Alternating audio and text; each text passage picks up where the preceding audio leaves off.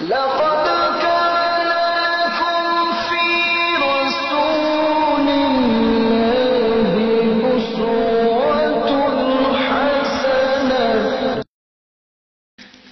আমরা শবে কদর সম্পর্কে জানবো ইনশাআল্লাহ। শবে কদর সম্পর্কে আলোচনার আগে আমরা কয়েকটা জিনিস জানবো। এক নম্বর সূরা কদরের অনুবাদ, দ্বিতীয়ত শবে কদরের ফজিলত, তৃতীয়ত শবে কদর কোন রাত্রিতে আসবে, চতুর্থত শবে কদর কিভাবে তালাশ করব, পঞ্চমত শবে কদর কিভাবে কাটাবো, এবং সর্বশেষ শবে কদর সম্পর্কে একটি প্রশ্ন ও তার জবাব। সূরা কদরের অনুবাদ, আল্লাহ তাআলা বলেন ইন্না আনজালনাহু ফি লাইলাতিল কদর, আমি শবে কদরে কোরআনে কারীম নাযিল করেছি।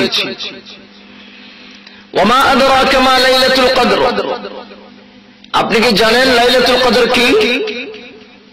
লাইলাতুল কদরি খায়রুম মিন আলফি শাহর, লাইলাতুল কদর হলো 1000 মাস এর চেয়ে উত্তম উৎকৃষ্ট। তানাজ্জালুল মালায়েকাতু ওয়ার রূহু ফিহা বিইذن রাব্বিহিম মিন কুল্লি আমর, ফেরেশতাগণ এবং রূহ সমস্ত বিষয়াদি নিয়ে আল্লাহ রাব্বুল আলামিনের নির্দেশে দুনিয়াতে অবতরণ করেন। সালামুন হিয়া হাত্তা মাতলাইল ফজর, শান্তি শান্তি আর শান্তি ফজর উদয় হওয়া পর্যন্ত। কোরআনে কারীম নাযিল হয়েছে শবে কদরে। শবে কদরকে শবে কদর কেন বলা হয়? দুই কারণে শবে কদরকে শবে কদর বলা হয়। কদর শব্দের অর্থ হলো মাহাত্ম্য, কদর শব্দের অর্থ হলো শ্রেষ্ঠত্ব, কদর শব্দের অর্থ হলো মর্যাদা। এই রাত্রিকে মহান রব্বুল আলামিন কোরআনে কারীম নাযিলের মাধ্যমে মর্যাদাশীল করেছেন। শ্রেষ্ঠ কোরআন, মর্যাদাশীল কোরআন এই রাত্রে নাযিল হয়েছে, এজন্য এই রাত্রিকে লাইলাতুল কদর বা মর্যাদাপূর্ণ রাত্রি বলা হয়। আরেকটা কারণ, এই রাত্রিতে মহান রব্বুল আলামিন উম্মতে মুহাম্মাদিয়াকে মর্যাদাশীল করেছেন। আবু বকর বররাক রাহমাতুল্লাহি আলাইহি বলেন, যে সমস্ত মানুষের দাম তেমন ছিল না, মর্যাদা ছিল না, এই রাত্রিতে ইবাদত বন্দেগী করার কারণে মহান রব্বুল আলামিন তাদেরকে দামি বানিয়ে দেন। এজন্যই এই রাত্রিকে শবে কদর বলা হয়ে থাকে। সূরা কদর নাযিল হওয়ার কারণ কি ছিল, শান নুজুল কি ছিল? ইবনে আবি হাতিম রাহমাতুল্লাহ আলাইহির সূত্রে একটি রিওয়ায়াত পাওয়া যায়, আমাদের নবীজি সাল্লাল্লাহু আলাইহি ওয়াসাল্লাম একবার বনী ইসরাইলের একজন মুজাহিদ এর আলোচনা করতেছিলেন, যিনি সারা দিন আল্লাহর পথে জিহাদে লিপ্ত থাকতেন, অবিরাম আল্লাহর পথে জিহাদ করতেন, কখনোই তিনি ক্ষান্ত হতেন না। এভাবে 1000 মাস পর্যন্ত তিনি আল্লাহর পথে জিহাদ করেছেন। সাহাবায়ে কেরাম আশ্চর্যান্বিত হয়ে জিজ্ঞেস করেন, ইয়া রাসূলুল্লাহ, এই লোকটার আমলনামা কতই না ভারী হবে, এই লোকটার আমলনামা কতই না ভারী হবে, কি পরিমাণ আমল সে করেছে, 1000 মাস আল্লাহর পথে জিহাদ করেছে। এই পরিপ্রেক্ষিতে আল্লাহ তাআলা আমাদের নবীজির উম্মতের সুসংবাদ দেওয়ার জন্য এই সূরা নাযিল করে বলেন, তোমরা ঘাবড়ানোর কিছু নেই, তোমাদের একটি রাত্রি আল্লাহ দান করেছেন এমন, যা বনী ইসরাইলের 1000 মাস জিহাদের ময়দানে কাটানোর চেয়ে বেশি মূল্যবান।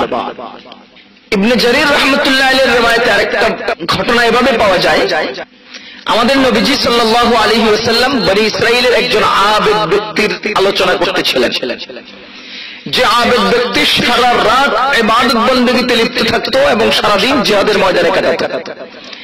সারা রাত ইবাদত, সারা দিন জিহাদ, তার অর্থ হলো সেই লোকটার 1 ইঞ্চি সময় পরিমাণ অহেতুক নষ্ট হয় নাই।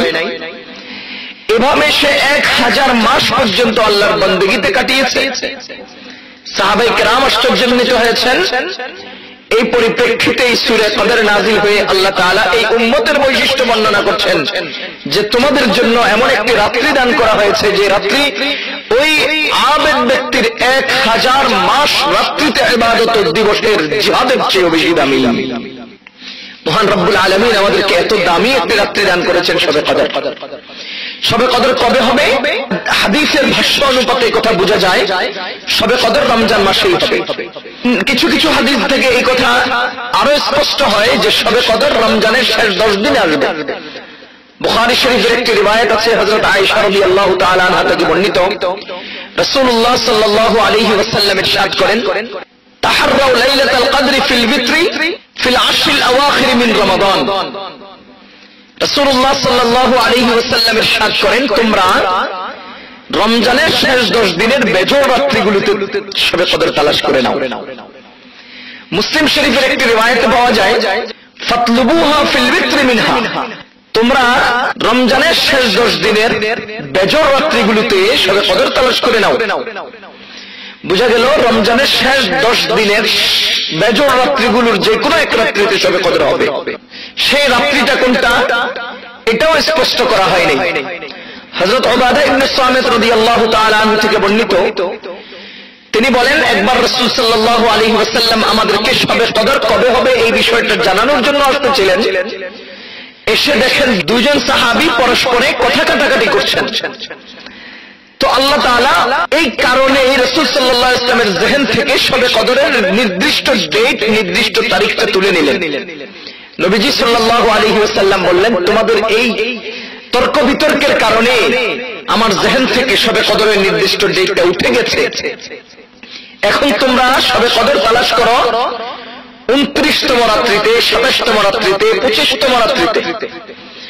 এর দ্বারা বোঝা যায় যে আল্লাহ তাআলা আমাদের থেকে শবে কদরের নির্দিষ্ট সময়টা তুলে নিয়ে বেজোড় রাত্রিগুলোর যে কোনো এক রাত্রিতে আমাদেরকে দেবেন। নবীজি সাল্লাল্লাহু আলাইহি ওয়াসাল্লামের মাধ্যমে এটা আমাদেরকে জানিয়ে দিলেন। যে কোনো এক বেজোড় রাত্রিতে আসতে পারে, এজন্য আমরা এই বেজোড় রাত্রিগুলোকে খুঁজে নেব। যে কোনো একটা বেজোড় রাত্রিতে শবে কদর হতে পারে, আমরা খুঁজে নেব। প্রশ্ন থেকে যায় যে আল্লাহ তাআলা এটা স্পষ্ট রেখে দিলেন কেন? এর উত্তর বুঝতে হলে আমরা একটা উদাহরণ বুঝবো। মনে করেন মহান রব্বুল আলামিন আমাদের মৃত্যু কবে হবে এই জিনিসটা স্পষ্ট করে দিলেন না কেন? কে কোন তারিখে মারা যাবে, কে কোন দিনে মারা যাবে, এই জিনিসটাও আমাদেরকে আল্লাহ তাআলা স্পষ্ট করলেন না। কেন করলেন না? এর কারণ হলো, যদি মহান রব্বুল আলামিন আমাদের মৃত্যুর সময়টা স্পষ্ট করে দিতেন, মার্চের 1 তারিখে আমি মৃত্যুবরণ করব, এই জিনিসটা যদি কোরআন হাদিস দ্বারা আমার ব্যাপারে সাব্যস্ত হয়ে থাকতো, তাহলে আমরা কি করতাম? সারাটা জীবন অন্যায় অবিচার, সারাটা জীবন নাজায়েজ নাফরমানিতে লিপ্ত থাকতাম। আর জানুয়ারির 1 তারিখ থেকে আমরা আল্লাহ বিল্লাহ শুরু করে দিয়ে পুরোপুরি বুজুর্গ হয়ে যেতাম। হঠাৎ করে আমরা বুজুর্গ হয়ে যেতাম। এজন্য মহান রব্বুল আলামিন আমাদের মৃত্যুর বিষয়টাকে স্পষ্ট রাখলেন, যাতে করে বালেগ হওয়ার পরে যে কোনো মুহূর্তে আমাদের মৃত্যু আসতে পারে এই সম্ভাবনাকে দিলে রেখে আমরা সব সময় আল্লাহর পথে কাটাইতে পারি। দ্বিতীয় নম্বর আরেকটা উদাহরণ এমন ভাবে আমরা বুঝতে পারি, মনে করেন এলাকার চেয়ারম্যান সাহেব ঘোষণা করলো 10টা থেকে 11টার মধ্যে যে কোনো 10 মিনিট 500 টাকা করে বিতরণ করা হবে। 10টা থেকে 11টার মধ্যে যে কোনো 10 মিনিট, কোন 10 মিনিট সেটা স্পষ্ট করেননি। এলাকার মানুষের মধ্যে 500 টাকা করে বিতরণ করা হবে। তখন বুদ্ধিমান মানুষ হবে তারা যারা 10টা থেকে 11টা পর্যন্ত পুরো টাইম লাইনে থাকে। যদি এমন কেউ আসে যে প্রথম 10 মিনিট লাইনে থেকে চলে গেল, সে না পাওয়ার সম্ভাবনা থাকবে। যদি কেউ 10 মিনিটে আসে, প্রথম 10 মিনিটের প্রথম সময়ের মধ্যে না আসে, তাহলে সেও বঞ্চিত হওয়ার সম্ভাবনা থাকবে। এজন্য যে লোক পুরো টাইমের মধ্যে ওই সুযোগটা নেওয়ার জন্য 10 মিনিট পাওয়ার আশায় পুরো টাইম যারা লাইনে থাকবে, তারাই হবে সত্যিকারে বুদ্ধিমান। ঠিক তেমনি ভাবে মহান রব্বুল আলামিন আমাদের জন্য এই শবে কদর কবে হবে সেই জিনিসটাকে স্পষ্ট করলেন না, এটা গোপন রাখলেন, এটা স্পষ্ট রাখলেন। কেন? শেষ 10 দিনের যে কোনো বেজোড় রাত্রিতে শবে কদর হয়ে যাবে। সুতরাং তোমরা পুরা শেষ 10 দিন লাইনে থাকো, লাইনে থাকো। সেই লাইনে থাকার জন্যই ইতিকাফ করা হয়। আমাদের সমাজের সমস্ত মানুষের পক্ষ থেকে অন্তত কিছু সংখ্যক লোক মসজিদে থেকে সেই রাত্রিগুলোতে বন্দেগী করে ইবাদত করে শবে কদর তালাশ করে নেয়। এজন্যই শবে কদর পাওয়ার আশায় ইতিকাফ করা সুন্নতে মুআক্কাদা আলাল কিফায়া। শবে কদরের ফজিলত সম্পর্কে আল্লাহ তাআলা বলছেন, তানাজ্জালুল মালাইকাতু ওয়ার রূহ ফিহা বিইذনি রাব্বিহিম মিন কুল্লি আমর। মহান রব্বুল আলামিনের নির্দেশে জিবরাইল আলাইহিস সালাতু ওয়াস সালাম ফেরেশতাদেরকে সাথে নিয়ে দুনিয়াতে অবতরণ করেন। হাদিসের কিতাবের মধ্যে আসছে রাসূলুল্লাহ সাল্লাল্লাহু আলাইহি ওয়াসাল্লাম ইরশাদ করেন, শবে কদরে জিবরিল আলাইহিস সালাতু ওয়াসসালাম ফেরেশতাদেরকে সাথে নিয়ে দুনিয়াতে অবতরণ করেন এবং যে সমস্ত নারী পুরুষ ইবাদত বন্দেগীতে দেখেন, যারা জিকির আজকারে, কোরআন তেলাওয়াতে, নামাজে বা অন্য কোনো ইবাদতে মশগুল দেখেন, তো তারা আল্লাহ রাব্বুল আলামিনের কাছে ওই নরনারী বান্দা বান্দির জন্য আল্লাহর কাছে মাগফিরাতের দোয়া করেন, আল্লাহর রহমতের দোয়া করেন। তো এই রাত্রিতে ফেরেশতারা অবতরণ করেন, সালামুন হিয়া হাত্তা মাতলাইল ফজর, আর শান্তির বার্তা নিয়ে তারা আগমন করেন। এই শান্তি 1-2 মিনিটের জন্য নয়, 1-2 ঘন্টার জন্য নয়, আয়াতে বর্ণনা করছেন এই শান্তি ফজর উদিত হওয়া পর্যন্ত বিদ্যমান থাকবে। শান্তি আর শান্তি, অশান্তির কোনো সম্ভাবনা নেই। শবে কদর আমরা কিভাবে কাটাবো? আমরা বেজোর রাত্রিগুলোতে খুব বেশি পরিমাণে চেষ্টা করব সময়কে কাজে লাগাতে। আমরা কোরআন তিলাওয়াত করব, জিকির আজকার করব, বেশি বেশি ইস্তিগফার করব, আমরা সালাতুত তাসবিহ পড়ব, সালাতুল হাজাত পড়ব, আমরা বিভিন্ন ইবাদত বন্দেগীতে মগ্ন থাকব, আমরা মুরাকাবা করব, আমরা নিজের মৃত্যুর ধ্যান করব, আমরা অতীত জীবনের গুনাহগুলোর কথা স্মরণ করে আল্লাহর কাছে কায়মন বাক্যে তাওবা করব, ইস্তিগফার করব। এইভাবে আমরা শবে কদরটাকে আমরা পালন করতে পারি। সর্বশেষ শবে কদর সম্পর্কে একটা প্রশ্ন আমাদের সমাজে পাওয়া যায়। আমাদের কিছু সংখ্যক মিডিয়া কর্মী আমরা মাঝে মধ্যে দেখি বলে থাকেন যে শবে কদর, লাইলাতুল কদরকে শবে কদর বলা যাবে না, লাইলাতুল কদরকে শবে কদর বলা যাবে না। শবে কদর কেন বলা যাবে না? এই জন্য যে রাসূল সাল্লাল্লাহু আলাইহি ওয়াসাল্লাম লাইলাতুল কদরকে শবে কদর বলেননি। আরবি ভাষায় লাইলাতুল কদরের কোথাও শবে কদর পাওয়া যায় না। হাদিসের কিতাবের মধ্যে লাইলাতুল কদরকে শবে কদর বলা যায় না। আল্লাহর বান্দাগণ, লাইলাতুল কদর আর শবে কদর একই জিনিস, দুইয়ের মধ্যে কোনো পার্থক্য নেই। এখন প্রশ্ন হলো রাসূল সাল্লাল্লাহু আলাইহি ওয়াসাল্লাম শবে কদর বলেছেন কিনা? কেন রাসূল সাল্লাল্লাহু আলাইহি ওয়াসাল্লাম শবে কদর বলবেন? সব শব্দটা ফার্সি, আর রাসূল সাল্লাল্লাহু আলাইহি ওয়াসাল্লাম সবসময় কথা বলেছেন আরবিতে। এখন প্রশ্ন, রাসূল সাল্লাল্লাহু আলাইহি ওয়াসাল্লাম যা বলেন না এটা আমরা কিভাবে বলবো, কেন বলবো? রাসূল সাল্লাল্লাহু আলাইহি ওয়াসাল্লাম যেভাবে যা বলেছেন সেভাবেই তা বলতে হবে। আমি জিজ্ঞেস করতে চাই, রাসূল সাল্লাল্লাহু আলাইহি ওয়াসাল্লাম কি বাংলায় কথা বলেছেন, আরবিতে কথা বলেছেন? তাই বাঙালি কেন আর বাংলায় কথা বলে? সারা দুনিয়ার সব মানুষ রাসূল সাল্লাল্লাহু আলাইহি ওয়াসাল্লামের মতো যদি বলতে হয়, করতে হয়, তাহলে তো রাসূল সাল্লাল্লাহু আলাইহি ওয়াসাল্লাম আরবিতে কথা বলেছেন। দুনিয়ার মানুষকে আরবিতে কথা বলতে হবে। রাসূল সাল্লাল্লাহু আলাইহি ওয়াসাল্লাম উটে, ঘোড়ায়, গাধায় আরোহণ করেছেন। দুনিয়াবাসী বাসে, প্রাইভেট কারে বা প্লেনে আরোহণ করতে পারবে না। রাসূল সাল্লাল্লাহু আলাইহি ওয়াসাল্লাম যা যেভাবে করেছেন তা সেভাবেই যদি করতে হয়, তাহলে আমরা তো কঠিন পরিস্থিতির শিকার হয়ে যাব।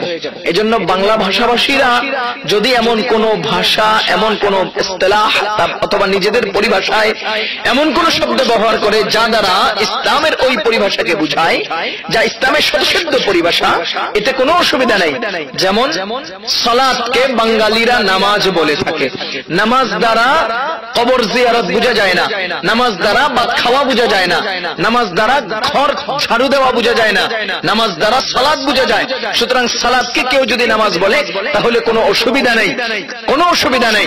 ঠিক তেমনি ভাবে শবে কদর বলার দ্বারা লাইলাতুল কদরে বুঝায়, শবে কদর দ্বারা ঈদের রাত্রি বুঝায় না, শবে কদর দ্বারা পহেলা বৈশাখ বুঝায় না, শবে কদর দ্বারা শবে বরাত বুঝায় না, শবে কদর দ্বারা লাইলাতুল কদরই বুঝায়। সুতরাং শবে কদর বললে কোনো অসুবিধা নেই, লাইলাতুল কদর বললেও সহি, শবে কদর বললেও সহি হবে, কোনো অসুবিধা হবে না।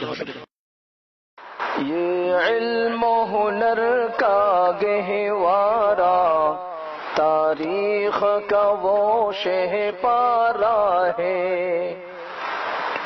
हर फूल यहाँ एक शोला है, हर सर वो यहाँ मीनारा है।